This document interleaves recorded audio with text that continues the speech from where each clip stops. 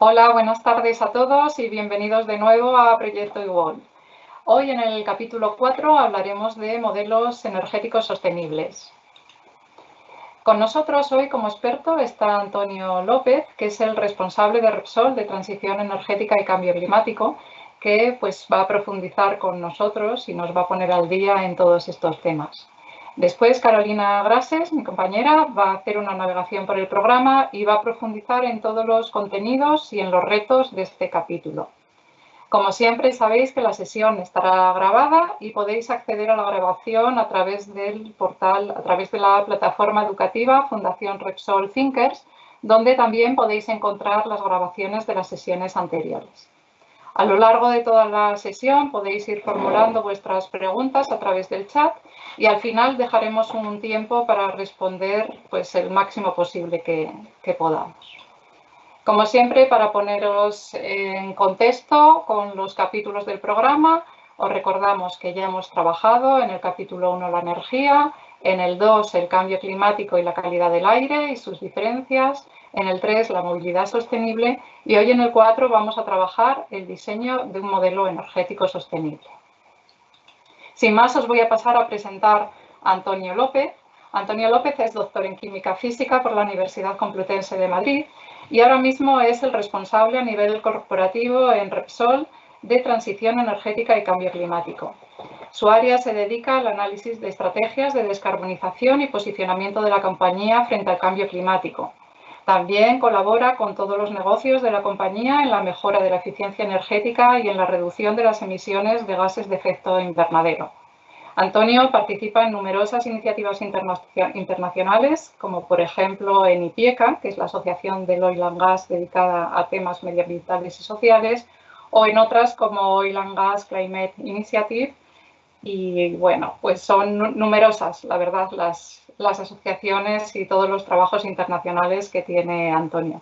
Yo, como no quiero robarle más tiempo, desde ya le doy las gracias. Te agradecemos muchísimo, Antonio, que compartas esta tarde con nosotros y ya te doy paso para que comiences tú con tu presentación. Muchísimas gracias.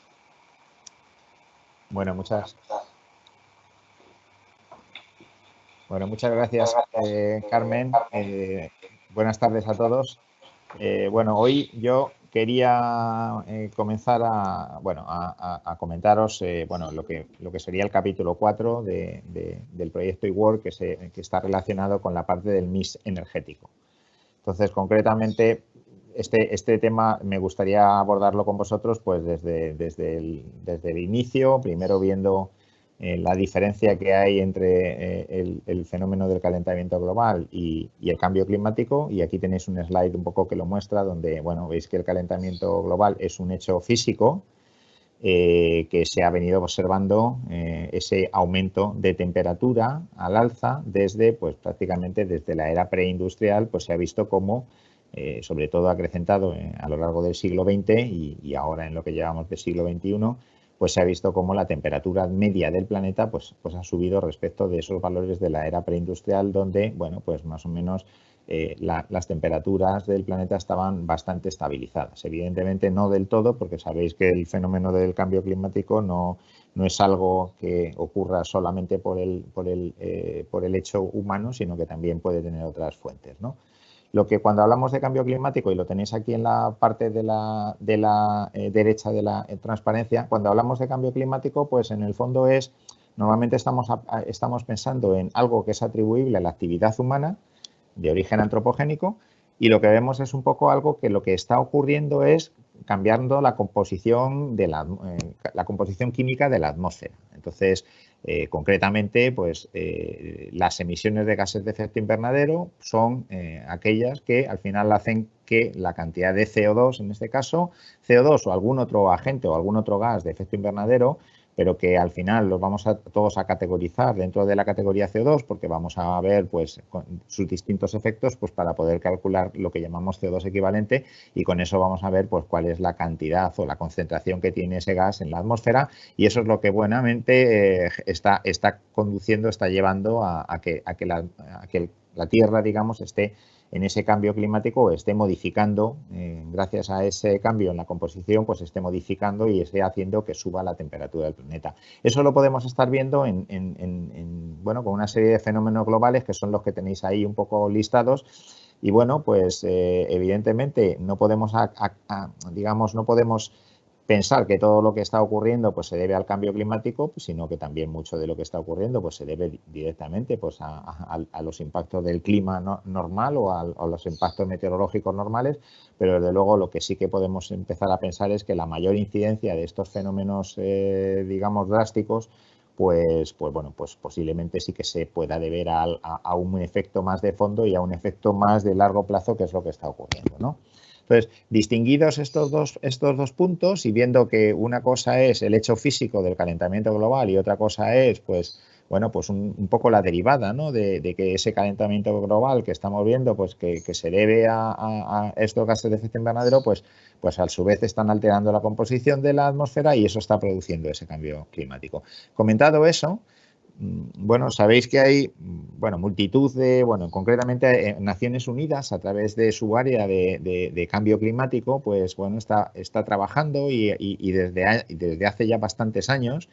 Creo recordar que desde la primera COP en el año 95 y antes de eso, en la reunión digamos, de lucha por el planeta que se hizo en Río de Janeiro en el año 92, etcétera, bueno, pues desde esas fechas ya, digamos, se viene trabajando de una forma organizada desde Naciones Unidas, bueno, uniendo a todos o juntando a todos los países en un foro anual en el que se está revisando y se están actualizando y se están tratando de imponer bases comunes para todos los planetas en esta lucha frente al cambio climático. Porque, como podéis entender, se trata de una lucha, el cambio climático es un impacto, es un efecto global y, por lo tanto, la lucha no es individual, sino que todos tenemos que poner de nuestra parte para conseguir pues que de alguna manera, digamos, el cambio climático pues se mitigue. Entonces, en el año ha habido distintas propuestas y sabéis que ha habido distintos protocolos a lo largo del tiempo. El protocolo de Kioto es uno de los más conocidos, allá por el año 2005, 2007 y 2012, que es cuando empezó y acabó. Pero básicamente ese protocolo, bueno, pues tuvo un alcance reducido porque por el digamos que el impacto que tuvo finalmente, pero en el año 2015 bueno, pues fue cuando un montón de países, o prácticamente la totalidad de los países del mundo, porque prácticamente algún país en guerra son los que no firmaron esto, pero prácticamente la totalidad de los países, pues bueno, firmaron lo que llamamos o lo que fue el Acuerdo de París en la COP25, en la COP21 de París, y esto fue en el año 2015. Y básicamente, como gran objetivo de esta COP es el que está aquí escrito. Este es el objetivo de la COP de París y lo que hablaba es, fijaos, de lo que acabamos de ver en la transparencia anterior, ¿no? Mantener el aumento de la temperatura media mundial muy por debajo de los 2 grados con respecto a los niveles preindustriales. Los niveles preindustriales sabéis que son los anteriores al 1850 más o menos, ¿no?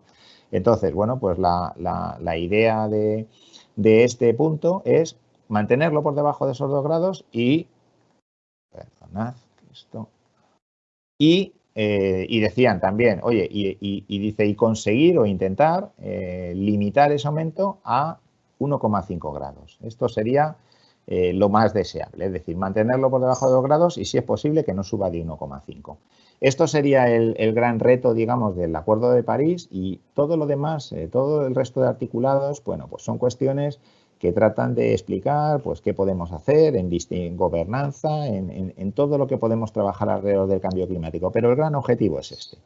Ya veis que con este objetivo en las manos, pues bueno, aquí quiero presentar a dos grandes, digamos, instituciones que están trabajando en todos estos temas climáticos. Una es el IPCC, que es el panel intergubernamental para el cambio climático, que es, por así decirlo, como el brazo técnico en la lucha frente al cambio climático, el brazo técnico de Naciones Unidas. Bueno, pues ese brazo técnico está analizando, lleva tiempo analizando, como veis, que la temperatura media del planeta, esta de la que estamos comentando, bueno, pues ya aquí tenéis un gráfico donde estamos viendo que esto ya ha ido subiendo y estamos ya en el año 2017, pero ya en el año 2020, donde estamos, 2021, perdón, ya estamos por encima de 1 grado de temperatura, la subida, digamos, de esa temperatura media del planeta respecto de la era preindustrial. Fijaos lo que dice el IPCC, y lo dice en un estudio que sacó, en un special report que sacó en el año 2018, lo que viene a decirnos es que, bueno, si no hacemos y seguimos en la senda en la que estamos actualmente, pues seguramente pasaremos ese 1,5 que habéis visto que el Acuerdo de París decía, vamos a intentar limitar para no pasar del 1,5. Bueno, pues lo pasaremos entre 2030 y 2052. Aquí veis más o menos cuál es ese cruce. Y lo que venía a decir ese special report del IPCC era, bueno, pues qué sendas había y qué tendríamos que hacer, porque la idea era decir, oye, intentemos reducirlo cuanto antes, intentemos reducirlo un poco después, pero la realidad es que en torno al 2050 tendríamos que estar reduciéndolo para de alguna manera en algún tipo de senda que nos mantenga en este intervalo y que de alguna manera no nos lleve a la zona de los 2 grados, que es el otro, digamos, límite que imponía el Acuerdo de París. Lo que está también claro, y en el informe del IPCC se ve, es que todo lo que consigamos mantener la temperatura por debajo de ese 1,5, bueno, pues tendrá unos impactos sobre el clima bastante más reducidos de los que tendríamos si nos vamos a los 2 grados. Bien, esto es en cuanto al estudio del IPCC y yo creo que es interesante por ver, bueno, por ponernos un poco fechas de cuándo tendríamos que intentar trabajar para reducir y para quedarnos en ese 1,5. Y por otro lado está el otro gran organismo, ¿no? El otro gran organismo que es la Agencia Internacional de la Energía. La Agencia Internacional de la Energía ha estado trabajando desde también hace muchos años en todos los temas que tienen que ver con la energía y el cambio climático es uno de ellos. Básicamente, aquí lo que la Agencia Internacional de la Energía ha hecho es poner, digamos, datos de energías, de calcular emisiones y ver sendas de descarbonización o sendas de no descarbonización en función de lo que el mundo vaya a hacer, y lo que ha hecho es eso, es definir escenarios con los que podemos ver si estamos o no estamos en esa senda de 2 grados o en esa senda de 1,5 grados o en sendas superiores, ¿vale? Entonces, lo que ha hecho la Agencia Internacional de Energía es definir una serie de escenarios que han ido variando con el tiempo, pero ahora mismo 2 de ellos son estos que quería presentaros aquí, ¿no? Aquí tenemos todo lo que veis aquí en gris sería lo que ya ha ocurrido en el mundo. Y aquí sería ya la proyección desde el año 2021 o desde el año 2020 en este caso, pues a futuro por distintos escenarios. Tenéis un escenario que es este de nuevas políticas que se refiere a qué va a hacer, y aquí no lo he dicho, pero en el eje de la axis lo que tenéis son las emisiones de CO2 en gigatoneladas, emisiones de CO2 mundiales en gigatoneladas. Entonces, aquí lo que estamos viendo es lo que haría el mundo si solo lo que hago desde ahora en adelante es aplicar las regulaciones medioambientales y regulaciones climáticas que ya están anunciadas, que ya están aplicando o que ya están anunciadas a futuro. Es decir, fijaos que con lo que hay encima de la mesa no daría para combar la curva y nos quedaríamos pues plano o ligeramente tendientes al alza, mientras que tendríamos que ir a escenarios más radicales, y aquí tenemos el escenario de desarrollo sostenible. Bueno, pues para conseguir bajar digamos, las emisiones del mundo, pero fijaos que a 2040, por ejemplo, pues nos estaríamos todavía quedando en torno a unos 15, 17 gigatoneladas, con lo cual algo más tendríamos que hacer. Este es un escenario del orden de 1,8 grados, que estaría entre medias del 1,5 y del 2 que hablábamos antes del Acuerdo de París, ¿vale? Entonces, bueno, ¿qué hay detrás de esos escenarios? Detrás de esos escenarios, básicamente lo que hay son, bueno, pues previsiones de consumo mundial de las fuentes de energía. ¿Qué fuentes de energía? Pues mirad, aquí lo tenéis. Variación entre el año 2000 y el 2040 de distintas fuentes. Carbón, estoy hablando de energía primaria, carbón, petróleo, gas, energía nuclear, renovables. Y por ahí veis también la curva que acabamos de ver hace un momento para el SDS, para ese escenario del Sustainable Development Scenario, ¿no? El de desarrollo sostenible, ¿no? Bueno, aquí veis un poco la misma curva que hemos estado viendo antes, bajando al entorno de esos 17 más o menos, y aquí tenéis un poquito cómo sería también, digamos, las energías, ¿no? A lo largo de este tiempo. Aquí tenéis en más detalle, el dato del 2017 ya cerrado, ya acabado, el que fue, y el dato de la previsión a 2040 dentro de este escenario de desarrollo sostenible. Si os fijáis, bueno, combustibles fósiles tenemos, esto sería carbón, esto sería petróleo y esto sería gas, pues ya veis que prácticamente en el año 2017 del orden del 75-80% del consumo de energía primaria en el mundo fue con combustibles fósiles. ¿Cómo va a ser en el año 2040? Pues según la agencia esto va a bajar pues prácticamente, pero aún así vamos a estar en torno al 50%, un poquito más. O sea que como veis baja, pero no baja drásticamente. Aquí sí que no lo he mencionado, pero veis un filetillo muy pequeño en el año 2017 de un 2% que ya en el 2040 se convierte en un 16%. Fijaos que estamos hablando de energía primaria, ¿eh? Si esto lo lleváramos a energía eléctrica, pues claro, las cosas cambian radicalmente. Quiero decir, en energía primaria, esto es lo que alimenta a todo el mundo y a todos los sectores. Si hablamos solo del sector eléctrico, pues el mix, por supuesto, es muy diferente y se podría ver un crecimiento radical de las renovables, ¿no?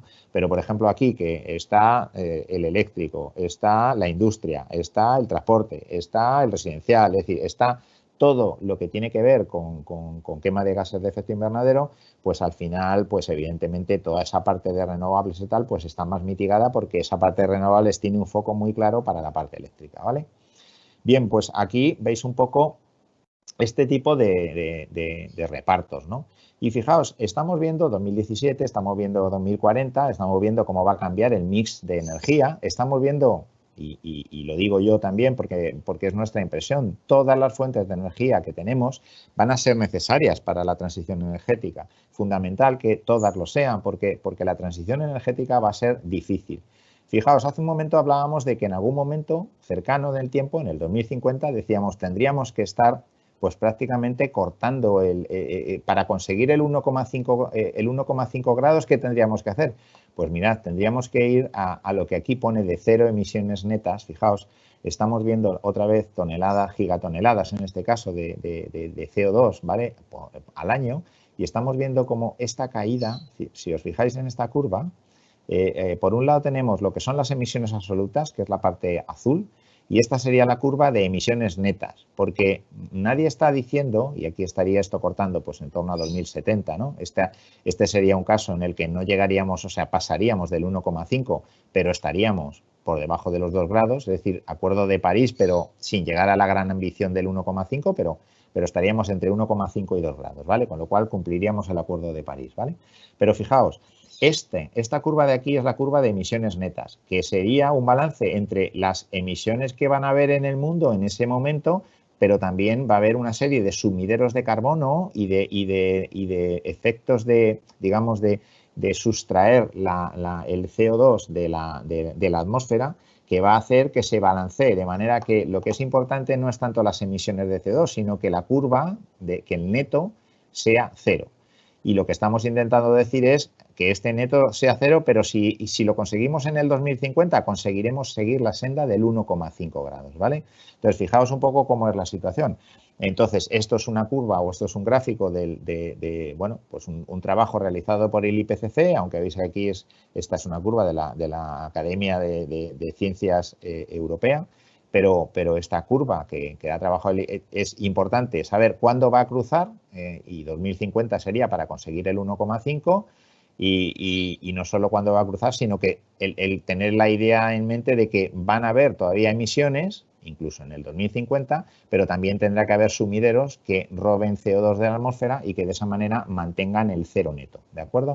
O sea que esta es una parte de la complejidad, pero otra parte de la complejidad es que si os digo que tenemos que cruzar en 2050, lo que ocurre es que en realidad tenemos 30 años para hacerlo. Y aquí hay una gráfica que os quería enseñar muy rápido y creo que la habéis visto ya en alguna de las anteriores sesiones, en alguno de los anteriores capítulos.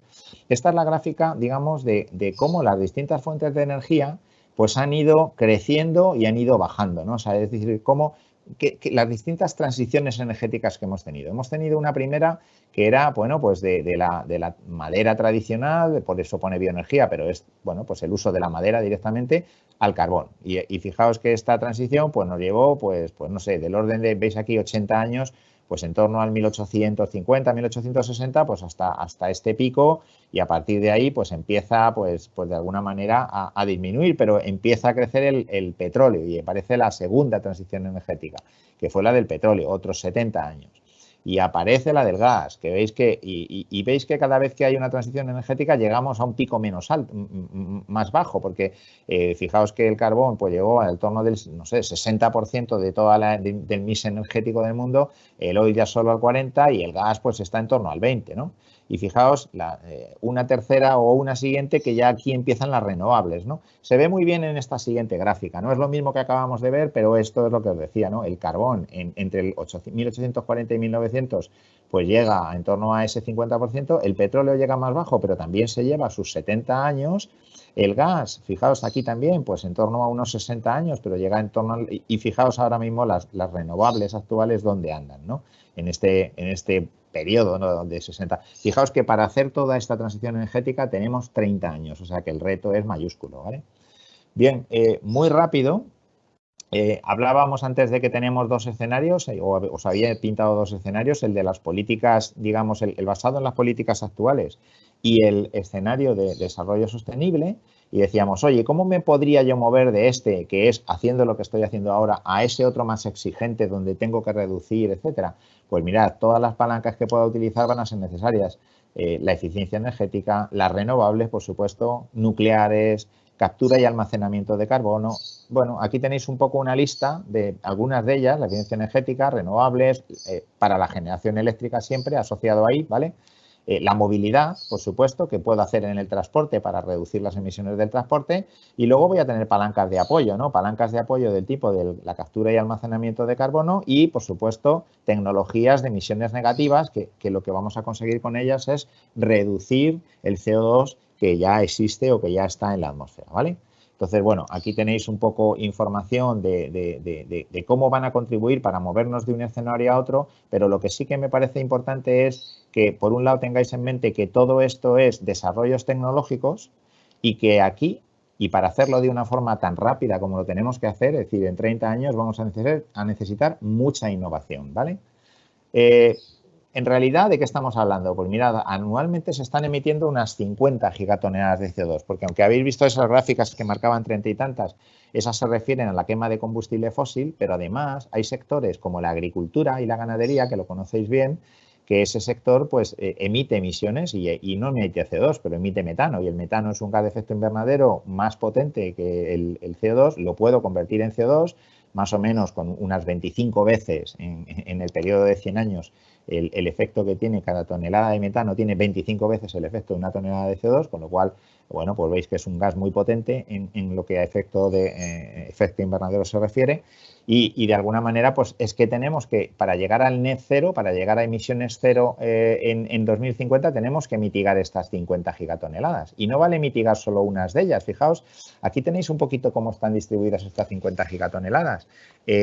Todo el mundo piensa, pues siempre pensamos en la electricidad y el transporte. Electricidad y transporte. Dice, no, pero no solo electricidad y transporte. Y es más, si miramos el reparto, fijaos, la electricidad, que estaría aquí, consumir energía, electricidad, es el 27%. Y el transporte, desplazarnos, aviones, camiones, coches, barcos, etcétera, 16%. Es decir, tenemos que mitigar todo lo demás, porque no vale mitigar solo la electricidad y el transporte, hay que mitigar todo, hay que mitigar digamos, la industria. Y aquí hay industrias esenciales, el cemento. No vamos a dejar de fabricar cemento y hormigón para construir los edificios, para construir los puentes. No, eso no podemos dejar de hacerlo. El acero es fundamental también en la construcción. Los plásticos como materiales avanzados para múltiples tareas, ¿no? Me voy a la parte de cultivar y criar. Fijaos, aquí estamos hablando de ganadería y de agricultura. 19-20% dedicado a esto. Y esto, bueno, pues seguramente tendremos que cambiar nuestros hábitos alimenticios y a lo mejor comer menos carne y, bueno, montones de cosas que impactan sobre el cambio climático. Montones de cosas que van a decir, oye, todo lo que se nos ocurra hacer, todas las tecnologías que podamos aplicar y toda la innovación que podamos traer encima de la mesa va a ser necesaria porque veis que el reto es mayúsculo y más que lo tenemos que hacer en 30 años. Fijaos, finalmente, calentar y enfriar, pues esto sería pues desde la calefacción que tenemos en nuestro residencial hasta el aire acondicionado, ¿vale? Y veis que eso es un 7% más. Es decir, tenemos que mitigar el 100% de las emisiones, esas 50 gigatoneladas que vienen de origen humano, de origen antropogénico, y están distribuidas de esta manera. Y como no vamos a querer y no vamos a poder tampoco cambiar nuestros hábitos a la hora de hacer las cosas, vamos a tener que innovar mucho para ver cómo reducimos esto. 2 slides últimas antes de moverme a otro tema y voy a intentar ser más breve porque me parece que me paso de tiempo. Fijaos, ¿cómo reducir en la generación eléctrica? Pues en el corto plazo, pues gas natural en lugar de carbón, eliminar el carbón y usar gas natural y todas las renovables que vemos aquí y la bioenergía, todas las renovables y la bioenergía. En el largo plazo, electrificar todo lo que pueda, transporte, residencial, industria, etcétera. Y, por supuesto, CCS, todas las plantas de gas con CCS para que no se emitan las emisiones y se capturen y se almacenen. Y, por supuesto, todo lo que tenga que ver con biocombustibles o con biocosas, pero asociando el CCS para que no haya emisiones. Esto en el sector y también en los demás sectores finales. Electrificar, el hidrógeno tendrá un rol fundamental, los biocombustibles, el CCS, como bien decía, y todo lo asociado con la bioenergía y el CCS. Esto sería para, digamos, descarbonizar la electricidad y para descarbonizar los sectores finales. Finalmente, una mención adicional de qué tiene que tener la energía, o sea, qué ingredientes tiene que tener la energía. Aquí veis que nuestro mix energético va a ser muy variado y voy a necesitar todo para poder bueno, pues cumplimentar este reto de la transición energética. Y fijaos, la energía y todo lo que tenemos aquí tiene que ser, por un lado, segura, por otro lado, digamos, asequible y finalmente sostenible. Y tendremos fuentes de energía que cumplan algunos de estos y no otros. Bueno, pues por eso digo que tenemos que innovar para intentar que estos 3 ingredientes se den. Porque al final todo esto va a impactar en la prosperidad por un lado, de las personas y también del planeta como el ente que nos alberga y en el ente en que vivimos, que por supuesto pues tiene unas reglas y unas normas y es nuestra casa común y tenemos que cuidarla, por lo tanto. Bien, muy rápidamente, mirad, este sería el mix de hidrocarburos que habéis visto, perdón, el mix energético, donde los hidrocarburos eran de en torno al 80% del año 2017. Y si nos ponemos a ver ese mix energético, decimos, oye, ¿ese mix energético es seguro? Sí, pues porque digamos, la seguridad de suministro existe, hay países productores, hay países, bueno, pues cada uno intenta impulsar las fuentes de energía que tiene a mano. Y al impulsar las fuentes de energía que tiene a mano, no solo garantiza su seguridad de suministro, sino que también pues garantiza el que sea, digamos, económico, el que sea asequible, el que lo tenga y el que lo pueda utilizar de una manera bastante económica. Sin embargo, este mix, veis que no es sostenible y lo estamos viviendo, ¿no? Porque estamos viendo cómo los gases de efecto invernadero crecen, cómo otro problema distinto, pero que es el problema de la calidad del aire en las grandes ciudades, destrucciones de hábitat, deforestación. Es decir, veis que esto no es sostenible y algo tendríamos que hacer con el mix para conseguir que cumplan los 3 ingredientes. Pero no penséis que esto es un tema solo de gases de los combustibles fósiles. Si miramos, por ejemplo, imaginemos que yo quiero ir a un sistema 100% renovable. Pues mirad, un sistema 100% renovable hoy, con la tecnología que tenemos hoy, no sería ni seguro, no sería ni económico o asequible, ni sostenible. Y fijaos, y aquí tengo un ejemplo que creo que lo ilustra bien para que lo entendáis, ¿no? Y lo paso muy rápido, pero básicamente, fijaos, las fuentes renovables son intermitentes. Tenemos sol una parte del día y otra parte no, por lo tanto producimos energía una parte del día, otra parte no, viento cuando sopla, es decir, todo lo que son los recursos renovables que están sujetos bueno, pues a la naturaleza, pues los tenemos en ocasiones y en ocasiones no. Estamos, como bien sabéis, trabajando en la parte de almacenamiento y ahí hay una parte de almacenamiento con baterías que todavía realmente pues no está bien desarrollado y tampoco parece que pueda ser la panacea, ¿no? Pero fijaos que ahí hay una parte, por lo tanto necesitamos desarrollar algún backup, alguna otra energía, por ejemplo el gas, asociado con CCS, con captura y almacenamiento de carbono, para que de alguna manera pare o ayude a evitar esta intermitencia. Otra manera es con energía nuclear. Bien, eso por un lado. Luego, no es seguro, ¿veis? Porque por el tema de intermitencia. Dice, ¿es económico? Pues la realidad es que tampoco lo es, porque claro, si yo quiero que esto sea seguro y me quiero garantizar un suministro estable, necesitaría baterías, etcétera, etcétera, muy costoso. Por lo tanto, esto haría que el cerdito con la hucha no se cumpla, ¿no? Y finalmente dices, oye, pues pero sí que parece sostenible, ¿eh? Bueno, pues depende cómo lo veamos, porque fijaos, si yo quisiera, y aquí es este es el ejemplo que hay, ¿no? Dice, si yo quiero, dices, pues, dice, suministrar energía para todo Inglaterra, solo con energía eólica, por ejemplo, pues necesitaría poner molinos en el 36% de la superficie de Inglaterra, lo que hace eso como bastante difícil y bastante agresivo, digamos, a lo que es, digamos, el hábitat, ¿no? Con lo cual, como veis, tampoco es del todo sostenible, ¿no? Y no estamos hablando tampoco de todo el material que voy a necesitar para construir todos esos molinos de viento, ¿no? Bueno, un poco que tengáis esa pincelada, y por supuesto, de nuevo, todas las fuentes de energía van a ser necesarias. Aquí tengo un pequeño resumen, ¿vale? La transición energética supone un reto sin precedentes. Tenemos que conseguir las 0 emisiones netas en 2050 y esto es lo que hace que el reto sea tremendo. Evidentemente lo haremos, pero lo haremos a un coste muy superior al actual, ¿eh? O sea, no olvidemos que la transición energética conllevará un coste. ¿Por qué? Porque la transición energética, todas las fuentes de energía van a ser necesarias y eso me ayudará a abaratar, pero a su vez voy a requerir de mucha tecnología y de mucha innovación para conseguir ese futuro de emisiones cero, ¿de acuerdo? Fijaos que he acordado siempre de la palabra netas, de emisiones netas cero, ¿vale? Bien, otra de las cuestiones, lo que os decía antes, no solo hay que descarbonizar la electricidad y el transporte, tenemos que descarbonizarlo todo, porque para llegar a emisiones netas cero, tenemos que llegar a cero. Es decir, tenemos que descarbonizar la industria, la agricultura y el sector residencial. Todo eso para poder esa tarta del 100% llevarla a cero y cuando digo porque si hay una parte que seguiré emitiendo porque no podré mitigar, pero tendré que tener una parte equivalente que estará robando CO2 de la atmósfera, ¿de acuerdo? Y finalmente, lo último que os decía es esto, la energía debe ser segura, asequible y sostenible.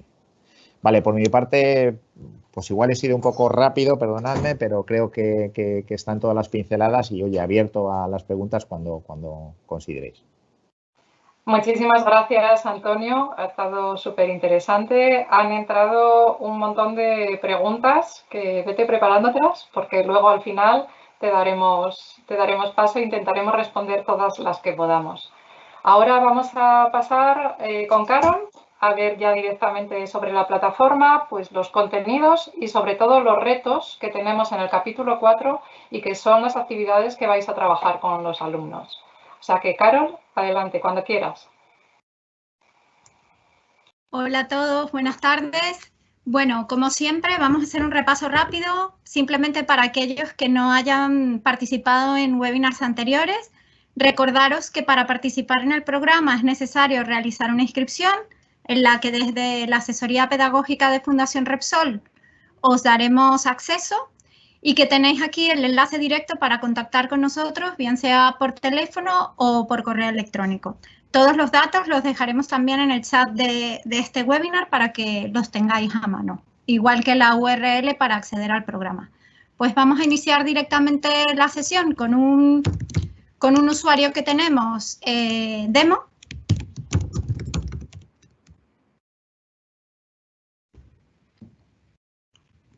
Con el usuario de la profe Leire y también recordaros aquí la navegación rápidamente.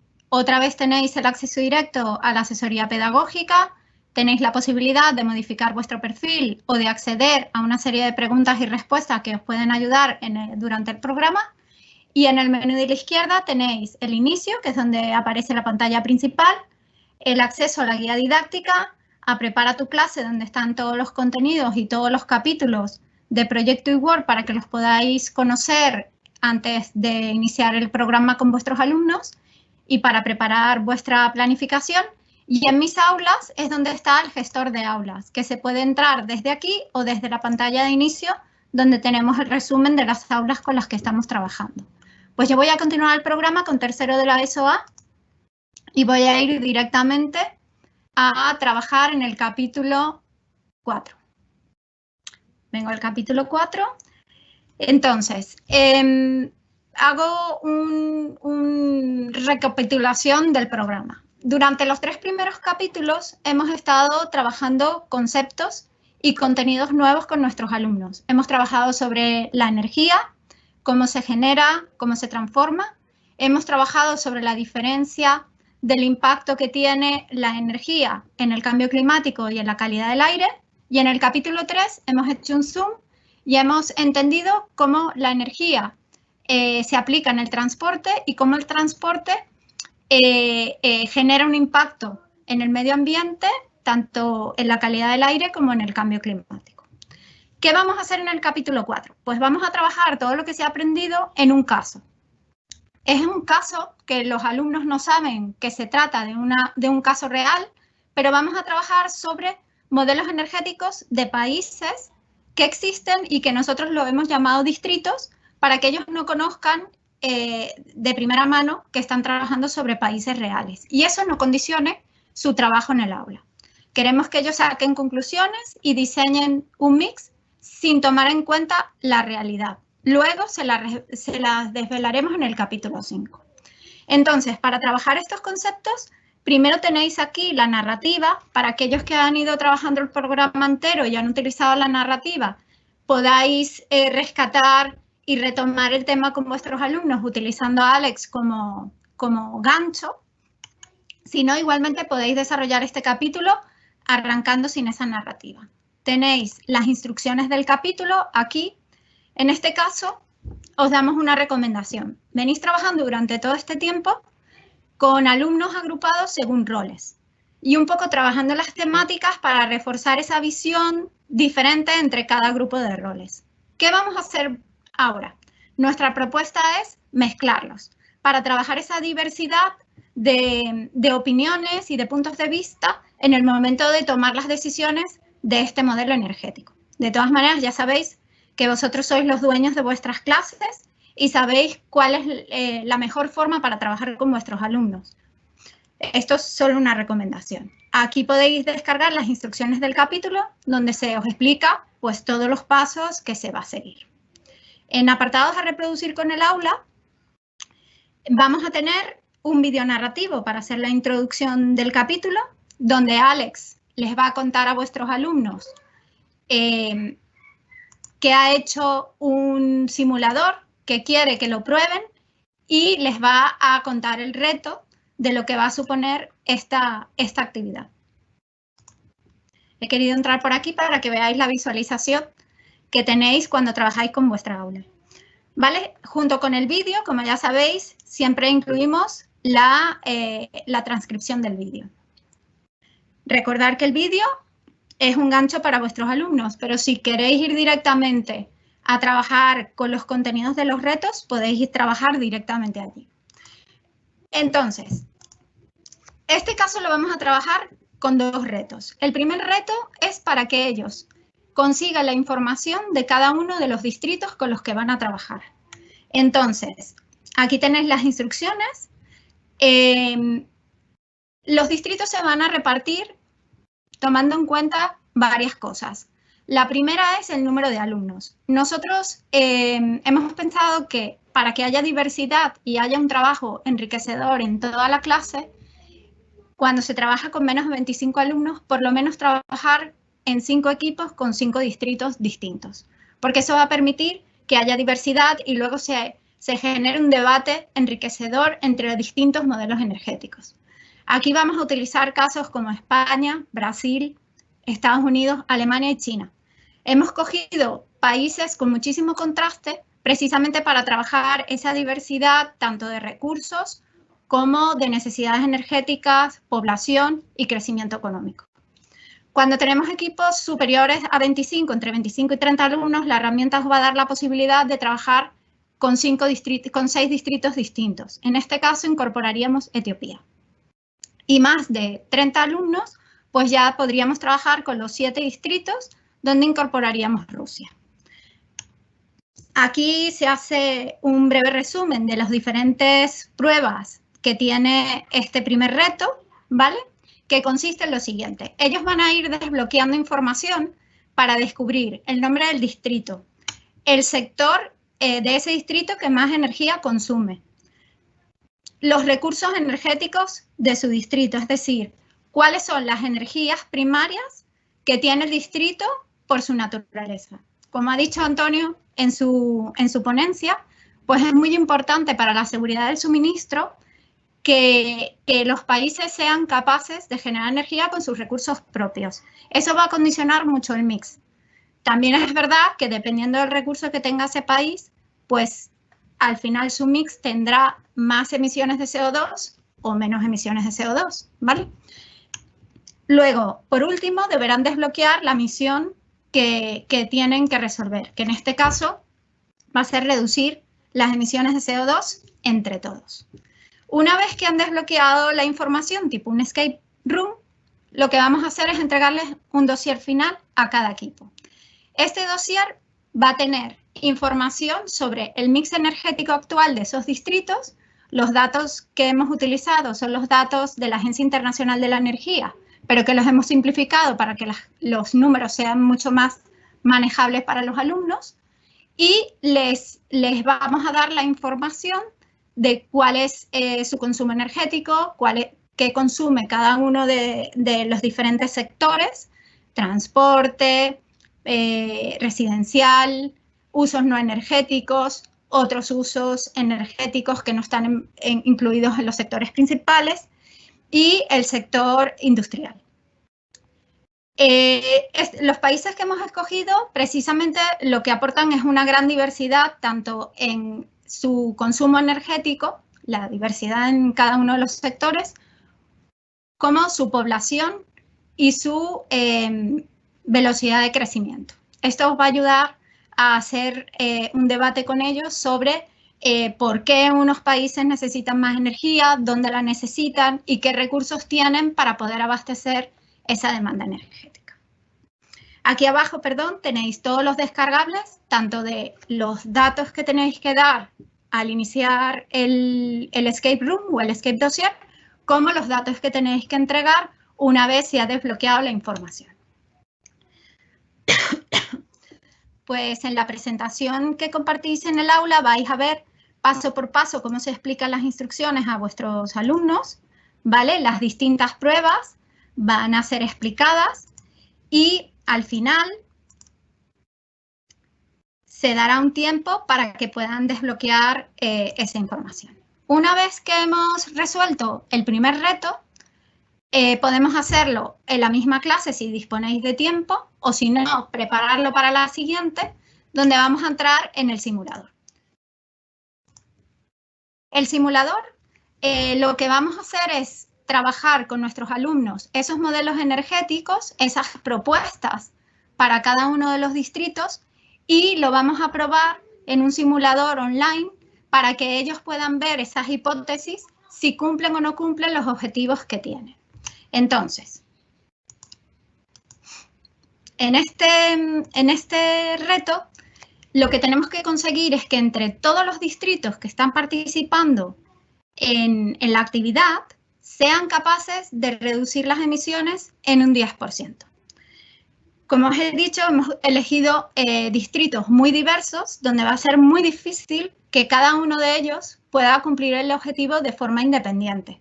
Tendremos países, distritos, que podrán reducir las emisiones muy por encima de ese 10% y sin embargo habrá distritos que les va a costar muchísimo reducir inclusive un 2% de esas emisiones.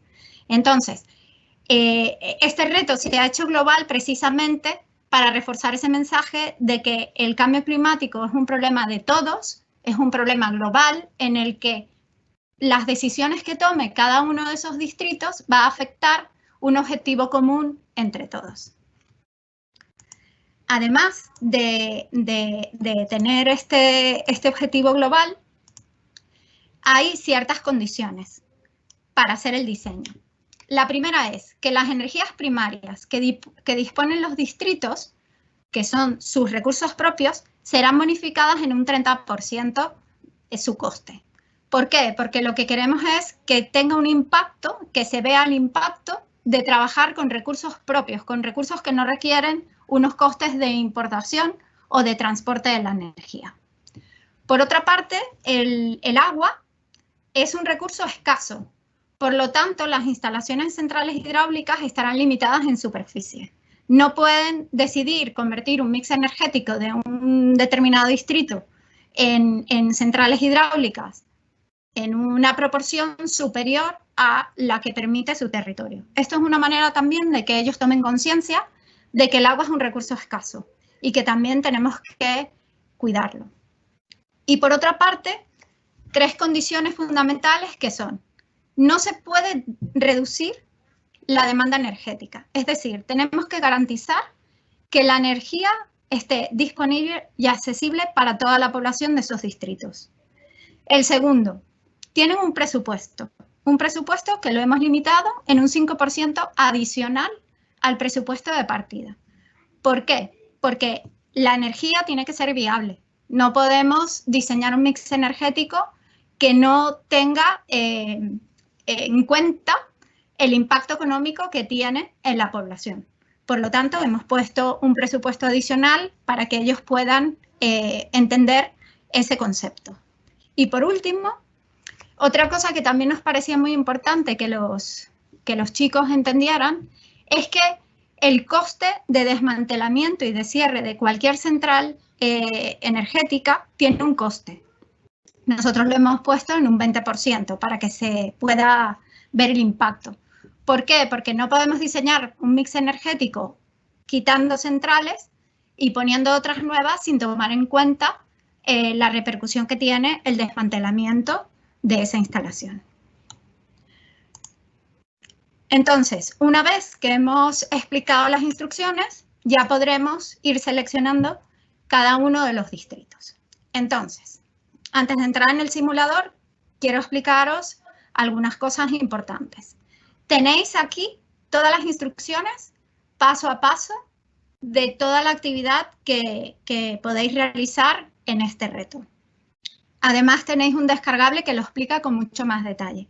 Os recomendamos leerlo y entenderlo bien. Si tenéis cualquier pregunta, duda, contactar con nosotros en la asesoría pedagógica y seguir los pasos, porque eso os va a ayudar a que los chicos no hagan un trabajo que pueda ser exclusivamente matemático, sino que reflexionen. Aquí lo interesante es que ellos, cada decisión que tome el equipo, tenga la visión complementaria de los diferentes roles y sea reflexionada y consensuada entre ellos, que entiendan que esas decisiones tienen un impacto.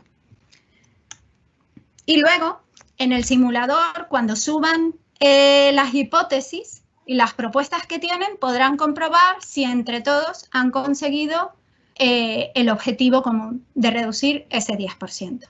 Entonces, tenéis las instrucciones y también subiremos un simulador que hemos preparado en Excel, una hoja de Excel, para que los chicos puedan hacer las iteraciones antes de subirlas al simulador de la plataforma. Nos ha parecido que con la situación que estamos viviendo ahora del COVID, pues era una herramienta interesante para que los alumnos pudieran trabajar de forma más independiente. Entonces, para terminar y no acaparar más tiempo, os voy a dar una breve pincelada del simulador. En este caso he escogido el distrito E657, ¿vale? Y en el simulador se ve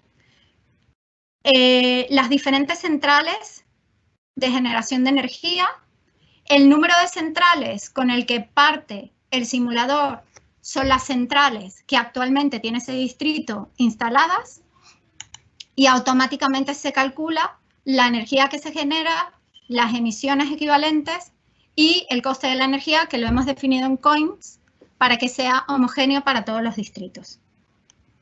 Estos cálculos que hace automáticamente la plataforma los tenéis en el modelo de Excel que vamos a subir como un descargable más.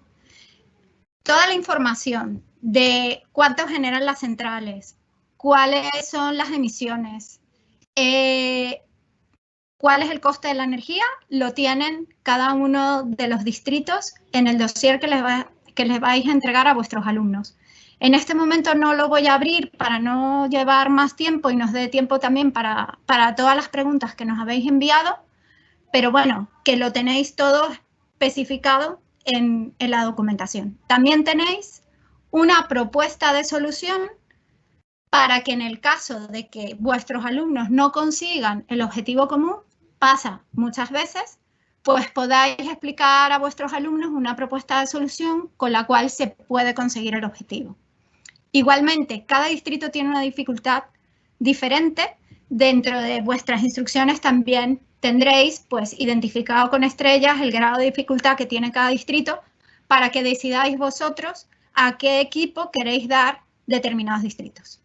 Porque reconocemos que hay pues equipos donde a lo mejor el trabajo es mucho más eficiente, más rápido, y a esos equipos hay que darles un grado de dificultad mayor para que no se aburran, y hay equipos que a lo mejor necesitan trabajar cosas más sencillas, pero que les permita concentrarse más, estar más implicados y no sentirse frustrados.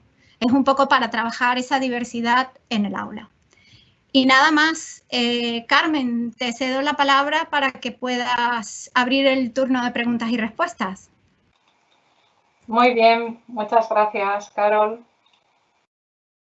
A ver, que te estoy intentando sacar de pantalla.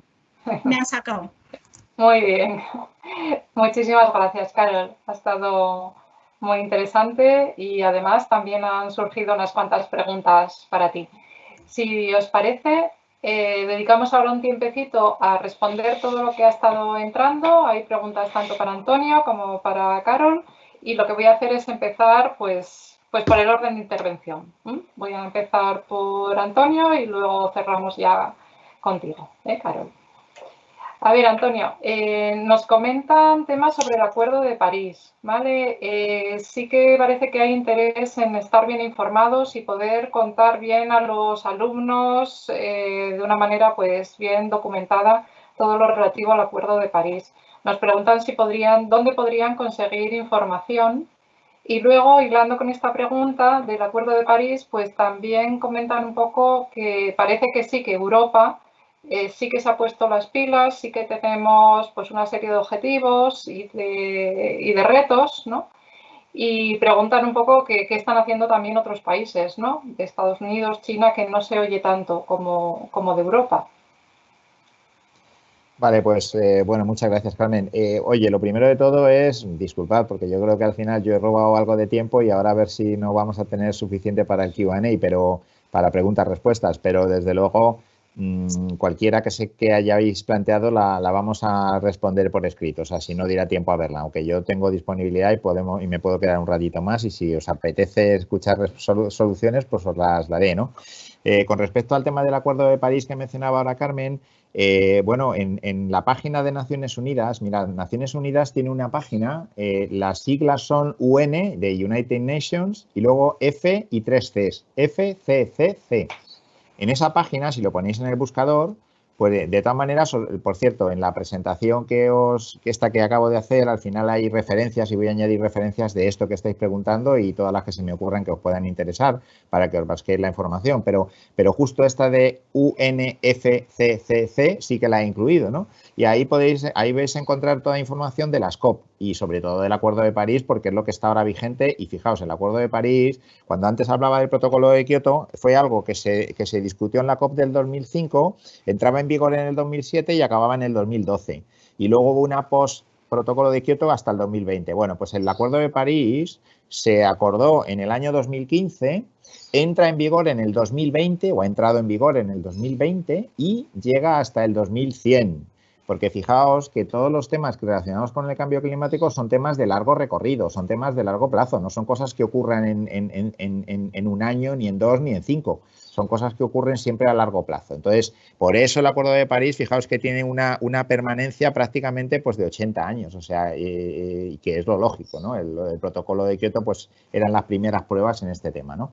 Entonces, el Acuerdo de París, ya digo, en esa página podéis encontrar información, lo podéis descargar sin ningún problema en castellano, o sea, lo podéis descargar en español Lo hay en todos los idiomas prácticamente y el habitual es el inglés, pero podéis descargarlo en castellano sin ningún problema. Y yo, si queréis, también puedo añadir algunas slides explicativas sencillitas pues para que tengáis esa información. Respecto de lo que están haciendo los países, bueno, la Unión Europea ya sabéis que quiere coger o ha cogido el liderazgo, ¿no? Quiere llevar este liderazgo climático adelante, pero es verdad que yo creo que la Unión Europea, pues, y también lo decía antes Carolina, fijaos que esto es un fenómeno global. El cambio climático no es algo que bueno, por la Unión Europea diga, bueno, lo voy a mitigar y ya está, me encargo de hacerlo y tal. No, la Unión Europea, la atmósfera es una zona común, donde todas las cosas que emitimos en las distintas regiones del mundo se acumulan ahí arriba, ¿no? Con lo cual, la Unión Europea tiene ahora mismo del orden del 9% de las emisiones mundiales a futuro, y si os metéis en las predicciones esas de los escenarios que hablábamos y tal, va a ir a la baja y se va a quedar en torno al 6%, 5% de las emisiones mundiales, mientras que vemos ahí a China, que hoy tiene el 25% de las emisiones mundiales, Estados Unidos, que anda también por valores de, no sé, más del 15%, la India, que aunque ahora mismo todavía está en valores bajitos del orden del 3, 4, 5%, a futuro parece que podría adelantar a China incluso, es decir, va a haber países que tienen que hacer mucho y la Unión Europea yo creo que está intentando, bueno, liderar y poner ejemplo en lo que hace, y eso será de utilidad, porque fijaos que de todo lo que podamos hacer a futuro y con la premura de tiempo que tenemos para hacerlo antes del 2050 y no pasar de ese 1,5 grados, hay mucha de tecnología en medio y todo lo que la Unión Europea puede ir haciendo a nivel tecnología luego se va a poder aplicar en las demás partes del mundo, ¿no? China y Estados Unidos van a tirar también del carro. China ya veis que hizo un anuncio de que en el 2060 quieren ser cero emisiones netas también ellos. Y Estados Unidos, bueno, ya lo sabéis, ¿no? Desde que Trump se ha marchado, pues lo primero prácticamente que ha hecho Biden al llegar al gobierno es volver a unirse al Acuerdo de París. Entonces, bueno, yo creo que Estados Unidos pues también va a retomar un poco ese. Aquí lo importante es, y lo difícil de todo esto es que son cuestiones que afectan a nuestra generación, pero sobre todo a las generaciones futuras, es decir, son cuestiones de largo plazo y los políticos ya sabéis que muchas veces se quieren ganar el voto de mañana, ¿no? Y a veces estas cuestiones de largo plazo, pues bueno, son difíciles de llevar, ¿no? Pero yo creo que al final, gracias a que la sociedad cada vez está más mentalizada, pues no le va a quedar más remedio que tomar acción sobre esto. Muchísimas gracias, Antonio.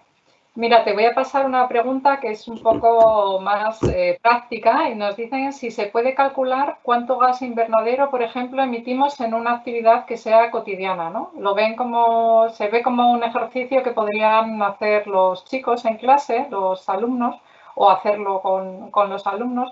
Y yo veo que sí que es una forma también de concienciarlos, ¿no? Si de alguna manera podemos calcular ¿cuántos gases de efecto invernadero? Pues no lo sé, en un viaje, en algo así, sí que es una vía de que lo calculen ellos mismos, que comparen ellos mismos y que vean lo que estamos emitiendo, ¿no? Con lo que hacemos en el día a día. Creo que es una forma de sensibilización y un ejercicio saludable, ¿no? No, por supuesto que sí. O sea, por ejemplo, el impacto que tiene pues un viaje en avión cuando vamos a, no sé, a Nueva York y volvemos, pues eso se puede calcular. De hecho, hasta las propias líneas aéreas ya tienen calculadores de las emisiones, pues para que tengáis, porque luego pues tú como pasajero pues puedes decidir compensar esas emisiones, ¿no? Y entonces pagas un poquito más por tu billete y estás compensando, ¿no? La aerolínea se encarga de con ese dinero pues meterlo en algún proyecto que reduce las emisiones y de esa manera las que tú has hecho en el viaje pues se compensan, ¿no? Ese tipo de cosas ya existen, ¿eh? De hecho, hasta nosotros también en Repsol tenemos bueno, ahora mismo tenemos un servicio dentro de la tarjeta Wilet que de alguna manera cuando tú repostas tu combustible, el combustible de tu coche, pues te da la opción de, bueno, pues de mitigar las emisiones que ese combustible cuando lo quemes van a emitir, ¿no? Entonces, bueno, y es lo mismo, dices, oye, con un poquito más y además estamos hablando de menos de €1, con menos de €1 por depósito, la compañía pone lo mismo, es decir, la compañía, digamos, Repsol va a la mitad, es decir, si yo pongo esa pequeña cantidad, la compañía pone lo mismo y mitigamos todo el depósito, ¿vale? Entonces, bueno, ese tipo de acciones se pueden hacer, se pueden calcular, yo qué sé, el consumo, no sé, dejarme la luz encendida toda la noche, eso, ¿qué cuestión? O sea, ¿cuánto he emitido por eso? A ver, son pequeños, yo creo que las cantidades que salen son muy pequeñas, ¿vale? Comparadas con estas 50 gigatoneladas que os estoy diciendo. Pero desde luego yo creo que hay que concienciar de que todas las cosas que podamos hacer contribuyen a reducir. Y si todos hacemos nuestra parte en el ámbito familiar, en el ámbito social, en el ámbito de trabajo, pues seguro que al final el impacto es grande, entre todos. Pues apúntate que en esas referencias que nos dejes luego cuando les pasemos la presentación, cuando colguemos toda la documentación en Thinkers, ponnos algún sitio donde estén esas calculadoras o puedan también los profesores acceder a esos cálculos para que, como dices tú, si todos apagamos la luz por la noche, pues seguramente todos juntos pues al final contribuimos, ¿no? Mirad, esto, Carmen, lo aprendimos, si os acordáis, cuando tuvimos aquellos periodos de grandes sequías y nos enseñaron a que todos cerrando el grifo y dejando que no goteara, etcétera. Todo aquello lo aprendimos y yo creo que, bueno, eso es un gran trabajo que ahora lo estamos rentabilizando porque estamos viendo cómo hay unos grandes ahorros de agua. O sea, y todo eso viene de hace años, de hace décadas, ¿no? Cuando aprendimos todo aquello. Pues ahora hay que aprender todo esto también. Mira, otro enlace que también nos vas a tener que dejar es que nos preguntan dónde se pueden consultar los mix energéticos de los países. Justo ahora mismo están haciendo el mix en clase, el mix del capítulo 4, y les gustaría que pudieran compararlo, ¿no? Creo que de esto también hay datos, e incluso puede que haya datos hasta de evolución, creo. Pues mirad, esto también lo tengo ya incluido en la presentación que os haremos llegar, pero bueno, incluiré todo esto que estamos hablando. Pero esto, concretamente, mirad, en la Agencia Internacional de la Energía, que es uno de los organismos que he hablado, que es la que un poco intenta poner cara y ojos a ese objetivo genérico que tiene el Acuerdo de París del 2 grados y intentar no pasar del 1,5. Bueno, pues eso, cuando la agencia se pone ya a decir, oye, ¿qué energías tengo? ¿Qué plantas existen? ¿Qué plantas se van a construir? ¿Esto cómo va a impactar? Bueno, pues empieza a dibujar esos escenarios que dibuja la agencia, vienen de toda esta información de países, bueno, información brutal, como la que hace un momento Carolina os ha mostrado en el ejemplo, pero bueno, al final el ejemplo no deja de ser una manera simplificada de ver la realidad, que es tremendamente compleja, ¿no? Entonces, esa complejidad la agencia la sube en esos escenarios y entonces os voy a dar una página en la que podéis entrar en la Agencia Internacional de la Energía, tiene publicaciones que vende, pero hay otras que según pasan los años las deja libres y se pueden descargar. Entonces, hay el documento, digamos, clave de la Agencia Internacional de la Energía es lo que llaman el WEO, ¿no? El WEO es el World Energy Outlook, WEO, ¿vale? World Energy Outlook. El World Energy Outlook del año 2018 está libre, os lo podéis descargar y lo podéis usar tranquilamente. El del 2019 y el del 2020 pues hay que pagarlos, pero el del 2018 se ha quedado ya libre y lo podéis descargar. Tampoco hay gran diferencia entre el 18 y el 20 y yo creo que os va a servir muy bien. Entonces, ahí podéis ver todo el tema de energías, mix energéticos, etcétera, de países, de regiones, etcétera, en los distintos, los actuales y los futuros en distintos escenarios. Os recomiendo que os bajéis el del desarrollo sostenible del que hemos hablado y ahí podréis ver, pues eso, pues no sé, el mix energético de Chile, por ejemplo, o de España o de Alemania, en el año 2040, según la Agencia Internacional de la Energía, en el desarrollo sostenible. Eso en el WEO, ¿vale? Y luego también os voy a dejar, para que veáis los mix energéticos de lo que ha ocurrido ahora desde el año 90 hasta ahora, esos también están recogidos en otra aplicación de la agencia y también os lo voy a pasar en el enlace para que ahí es muy rápido porque directamente ponéis el país y os aparece el mix y lo podéis ver, pero todo lo pasado, es decir, hasta el año 2019, ¿vale? Muchas gracias, Antonio. Mira, te voy a pasar una que ya va a ser la última que te pase a ti, porque luego, aunque nos excedamos 5 minutillos, sí que quiero pasarle algunas a Carol y esta no queremos dejar de responderla. Nos piden tu opinión como experto sobre la ocupación masiva de terreno con las placas fotovoltaicas. Parece que actualmente pues, se están ocupando pues, grandes hectáreas, ¿no? Y grandes cantidades de terreno con estas plantas y al final, bueno, pues como todo, ¿no? Tiene sus consecuencias ambientales y sociales y al final, pues bueno, hay que llegar a un equilibrio, entiendo, ¿no? Pues preguntan un poco pues, por tu opinión.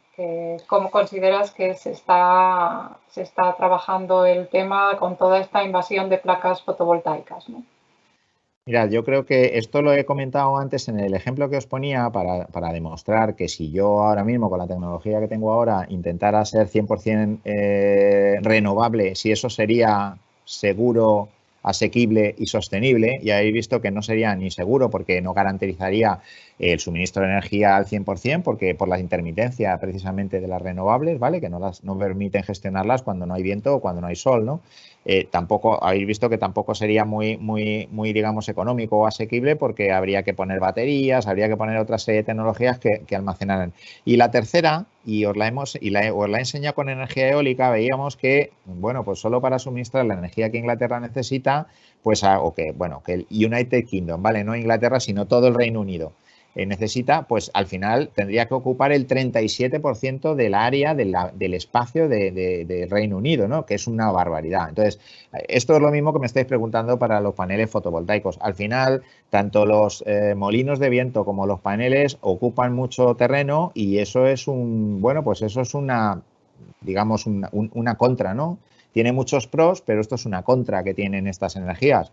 Es verdad que lo ideal sería, pues fijaos, y yo creo que la tecnología nos va a ayudar en esto, pero lo ideal será pues llevarnos las placas solares donde haya mucho sol y lo mejor, ¿por dónde hay mucho sol? Pues en el desierto, ¿no? A lo mejor podemos llevarnos las placas solares allí, pero luego me diréis, bueno, claro, pero en el desierto luego no están las ciudades para alimentarles la electricidad. Pues habrá que trabajar en cómo mover esa electricidad, en cómo mover esos electrones de forma eficiente para que lleguen luego a los sitios de consumo.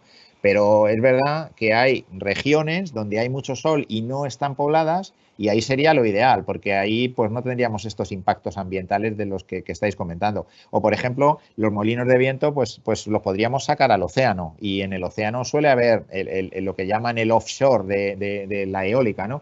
Y en el océano suele haber mucho más viento que en tierra, ¿no? Fijaos que tenemos que buscar zonas con mucho viento, en el océano suele haber más viento, ¿no?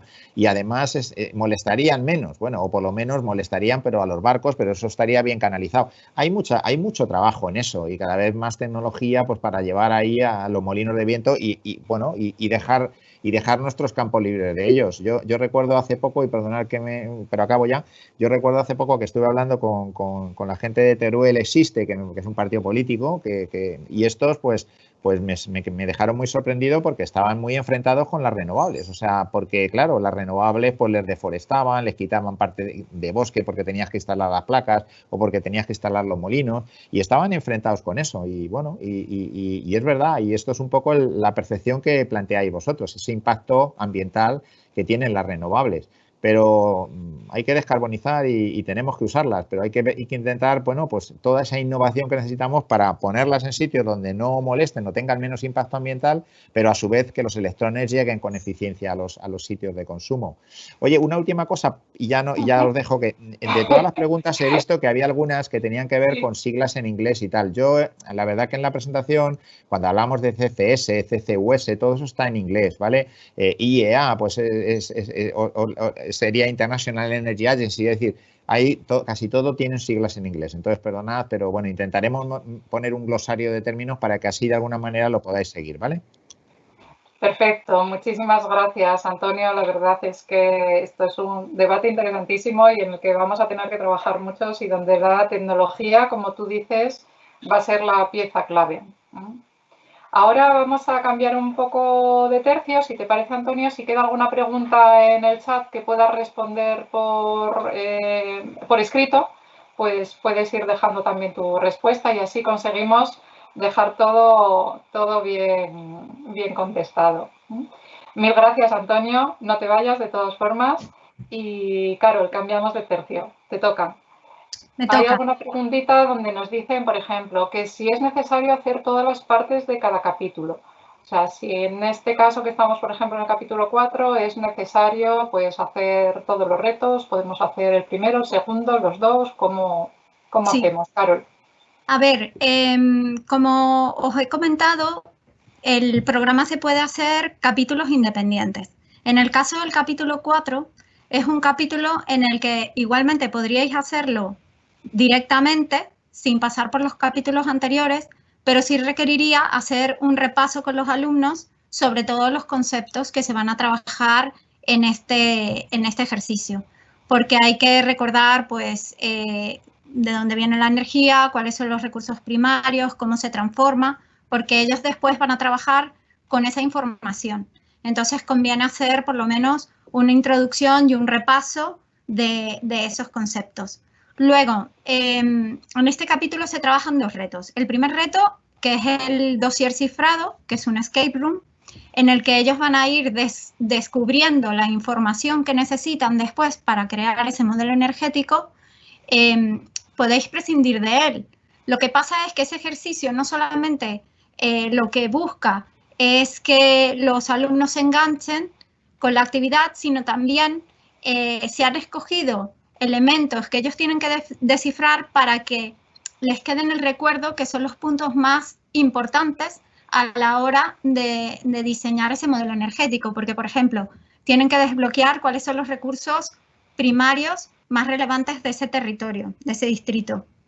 Tienen que desbloquear cuál es el sector que mayor energía consume dentro de ese modelo de demanda energética. Entonces, mi recomendación es que hagáis la primera parte, ese dossier primero, que después va a servir para que ellos trabajen ya con mucha más dedicación su propuesta de modelo energético. No sé si con esto os contesto la pregunta.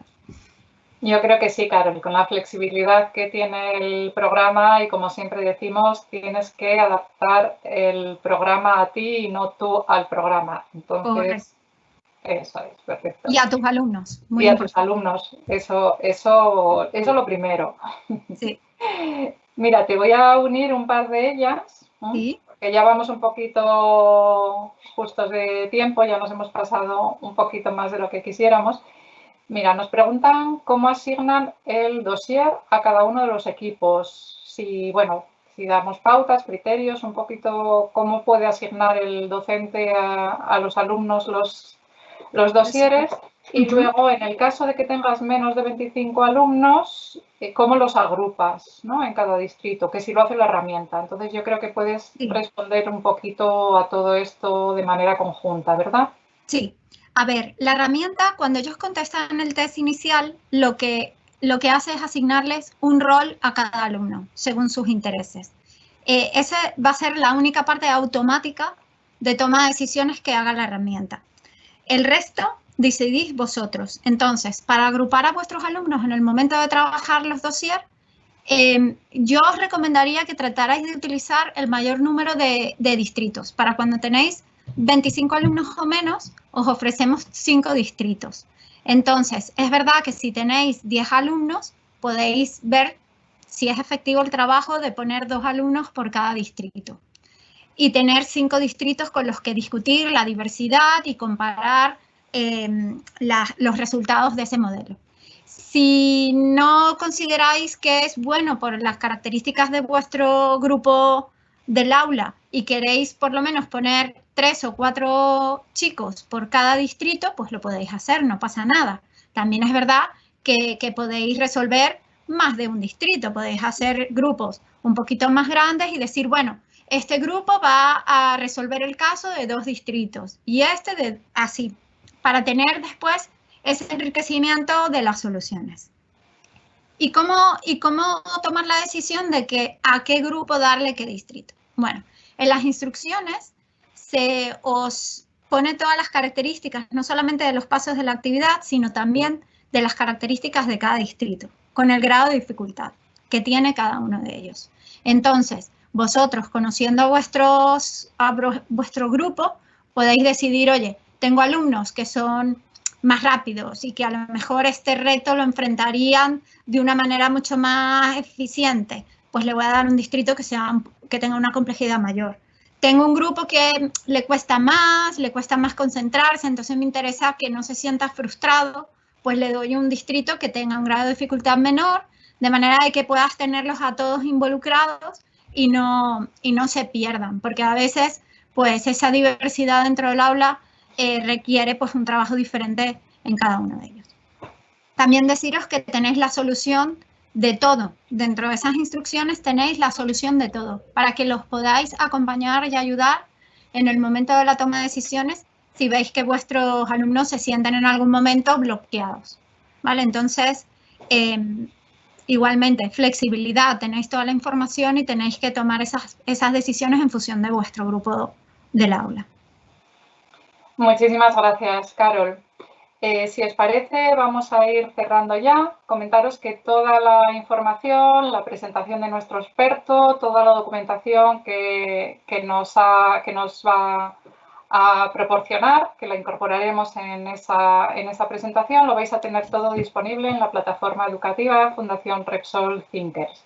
Además, deciros que a través de la asesoría pedagógica que estáis viendo en pantalla también, el correo y el número de teléfono, podéis dejarnos cualquier pregunta que la atenderemos encantado, tanto preguntas técnicas que canalizaremos a través de Antonio, como preguntas a través de de lo que es el programa educativo, el proyecto Igual. Entonces, sin más, por no robaros más tiempo, anunciaros los próximos eventos que esperamos contar con vosotros. La semana que viene, el día 9, tendremos un encuentro con Clara Cordero. Clara Cordero es experta en gamificación y nos va a tratar también de explicar cómo toda la parte de gamificación ha sido trasladada, ¿no?, al proyecto Igual. Y ya el 24 de marzo tendremos pues nuestro último capítulo de Proyecto Igual, el capítulo 5, donde trabajaremos los objetivos de desarrollo sostenible y ahí veremos pues el colofón final de lo que es el programa y cuáles son los retos que aquí tienen que abordar los alumnos. Esperamos contar con vosotros en estos próximos eventos. Darle las gracias a Antonio, gracias a Carol y gracias a todos mis compañeros que están detrás de las cámaras realizando también la producción del evento y sobre todo, muchísimas gracias a todos vosotros.